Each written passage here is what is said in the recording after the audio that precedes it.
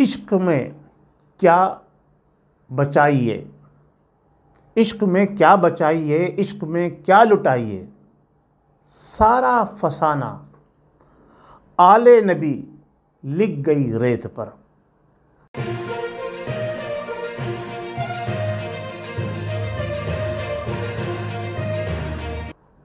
اعوذ باللہ من الشیطان الرجیم، بسم اللہ الرحمن الرحیم، ورفعنا لک ذکرک، صدق اللہ العظیم۔ ناظرین، آج 10 محرم الحرام ہے ملیشیا کوالالمپور میں، اور اس کے حوالے سے ہم پروگرام لے کر آئے ہیں آپ کی خدمت میں۔ آج کا ہمارا پروگرام ہوگا یاد حسین۔ اسلام زندہ ہوتا ہے ہر کربلا کے بعد، یہ آپ نے سنا ہوگا، لیکن اس کے مفہوم، اس کے معنی، اس کی تشریح اگر ہم دیکھیں تو مختلف انداز میں مختلف علماء کرام نے، مختلف اسکالر نے اور مختلف مذہبی رہنماؤں نے کی ہے، لیکن میں اپنا نظریہ علیحدہ رکھتا ہوں اور اپنے حساب سے آپ کو جو بات کرنے چاہتا ہوں۔ اس سے پہلے میں یہ ایک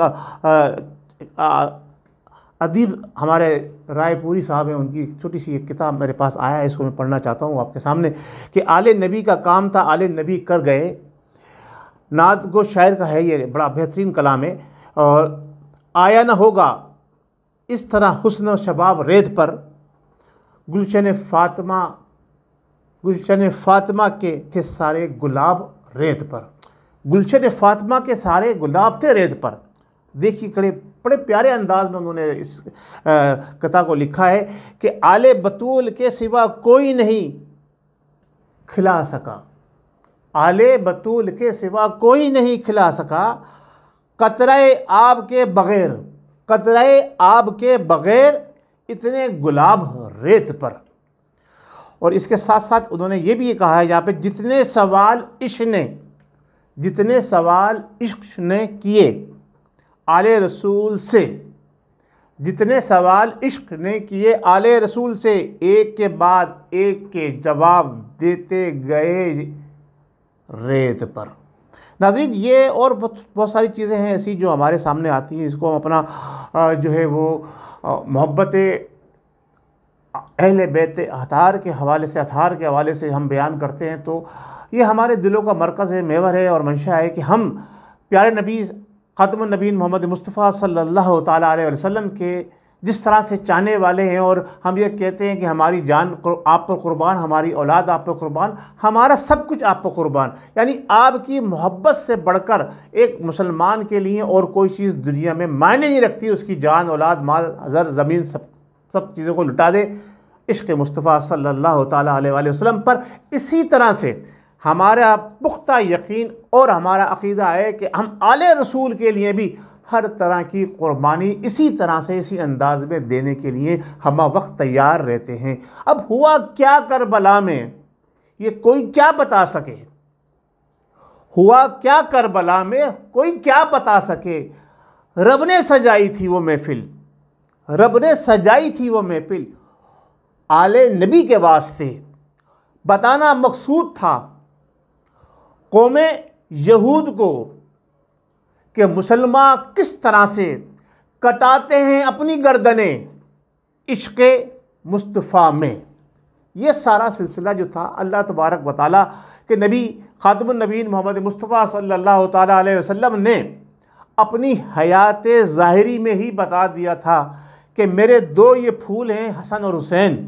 ایک کو شہید کیا جائے گا کربلا کے میدان میں۔ تو یہ تو سارا سلسلہ طے شدہ تھا، بتانا تھا مقصود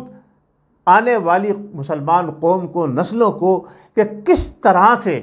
جو عشق کرتے ہیں محمد سے اور اللہ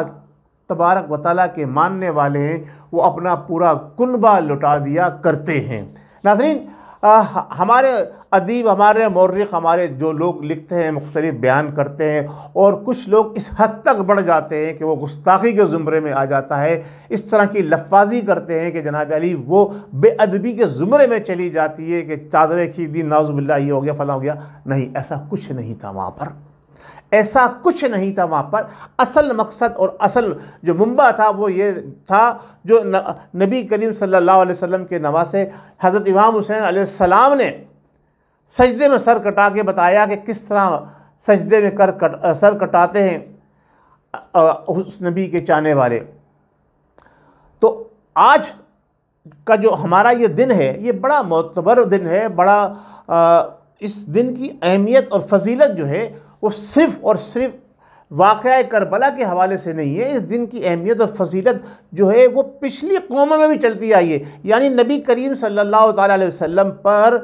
کتاب قرآن مجید فرقان حمید نازل ہونے سے پہلے جو پہلے امتیں گزری ہیں، جو یہود و نصارہ کی امتیں تھیں، ان میں بھی اس دن کی بڑی اہمیت اور فضیلت آئی ہے۔ اسی لیے نبی کریم صلی اللہ علیہ وسلم کا ایک جگہ فرمان مفہوم وہ بتا رہا ہوں میں آپ کو، حدیث کے الفاظ آگے پیچھے ہو سکتے ہیں، کہ کسی نے نبی کریم صلی اللہ علیہ وسلم سے صحابہ اکرام میں سوال کیا کہ ہم اگر 10 محرم کا روزے کا جو آپ نے فرمایا اگر ہم وہ رکھتے ہیں تو یہ تو یہود و نصارہ بھی رکھتے ہیں، یعنی اس کا مطلب یہ کہ اس دن کی جو اہمیت پہلے سے تھی تو وہاں روزہ رکھا جاتا تھا۔ تو نبی کریم صلی اللہ علیہ وسلم نے فرمایا کہ آپ یہودیوں سے مشابہت نہ کریں، آپ 9 محرم 10 محرم کا یا 10 اور 11 محرم کا روزہ ملا کے رکھیں، 2 روزے ایک ساتھ رکھیں۔ تو اس حدیث کے مفہوم سے میں یہ بات پتہ چلتی ہے، اور بھی بہت سارے واقعات ایسے ہیں 10 محرم کے حوالے سے، اگر آپ ہسٹری اٹھا کے دیکھیں اسلامی تعلیمات کی تو بہت ساری چیزیں ایسی ہیں۔ وقت ہمارے پاس قلیل ہوتا ہے اس لیے ہم بہت زیادہ ڈیٹیل میں نہیں جانا چاہتے، صرف بتانا مقصود یہ ہے کہ 10 محرم الحرام ہمارے لیے بڑا قابل احترام ہے۔ ہاں، اسی دن نواسہ رسول کی قربانی طے ہوئی، اس کی وجہ یہی تھی کہ یہ دن بڑا اہمیت کا عامل تھا، جس طرح سے ہمارے ہاں عیدین اور حج کا دن ہے اور ہماری شب قدر کی رات ہے، اسی طرح یہ دن بھی بڑی اہمیت کا حامل تھا۔ اسی لیے اللہ تبارک و تعالیٰ نے یہ دن چنا اس قربانی کے حوالے سے۔ تو ناظرین، اس دن کی اہمیت اس حوالے سے اگر ہم دیکھیں کہ اسلام نے اس دن کے حوالے سے کیا فرمایا ہے، تو بہت اچھے مفکر اسلام اور عالم دین موجود ہیں جو آپ کو یہ بتائیں گے کہ اس دن کی اہمیت اور اس دن کے لیے کیا کیا کس وقت تک جو ہے وہ ہوتا رہا ہے، وہ آپ کے سامنے آ جائے گا۔ میں ایک ادنا سا جسے کہتے ہیں عاشق رسول تو اپنے آپ کو نہیں کہوں گا، میں عاشق رسولوں کے عاشق رسول کے پیروں کی دھول بھی نہیں ہوں، بس میں اتنا چاہتا ہوں کہ محبت رسول میں آپ خط سے نہ بڑھیں، انتہا کو نہ پہنچیں، عشق آل رسول کے اندر کہ ان کی عزت کو پامال کریں۔ ناظرین، ہم ادب و احترام کے ساتھ ان تمام لوگوں سے جو بہت سارے قسم کے محرم الحرام میں پروگرام کرتے ہیں، ہم ان سے یہ گزارش کرتے ہیں آج اس پروگرام کے تحت سے کہ اللہ تبارک و تعالیٰ نے جو چیزیں ہمیں بتائی ہیں اس میں نبی کریم صلی اللہ علیہ وسلم کا یہ فرمان بھی موجود ہے کہ آپ کا کوئی اگر گزر جاتا ہے، دنیا سے رخصت ہو جاتا ہے، تو 3 دن سے زیادہ اس کا سوگ نہ منایا جائے، اور رونا نوحک نہ کرنا اس کو تو قطعی ممانعت فرمائی گئی ہے۔ تو ہمیں ان تمام چیزوں سے اجتناب برتنا چاہیے۔ ہاں، اگر کوئی صحیح طریقہ ہے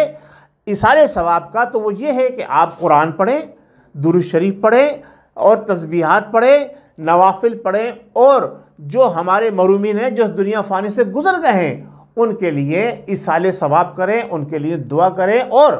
اچھے اچھے کھانے، اچھی اچھی شیرنی، اچھی اچھی فیرنی بنائیں، اور غریب اور غربا، یتامہ اور مساکین میں اس کو جناب علی تقسیم کریں، نہ کہ اپنے دوستوں، قربت داروں، رشتہ داروں کو بلا کے اور جناب علی محفلیں سجائیں کھانے پینے کی اور وہاں ہنسی مذاق اور ٹھٹے ہوں۔ تو ان چیزوں سے اجتناب برتنا چاہیے۔ اللہ تبارک و تعالی ہم مسلمانوں کو عقل سلیم عطا فرمائے اور قربانی نواسہ رسول صلی اللہ تعالی علیہ وسلم اور ان کی پوری آل کی قربانی سے ہمیں سبق حاصل کرنے کی توفیق عطا فرمائے۔ پاکستان زندہ باد اور اسلام زندہ باد۔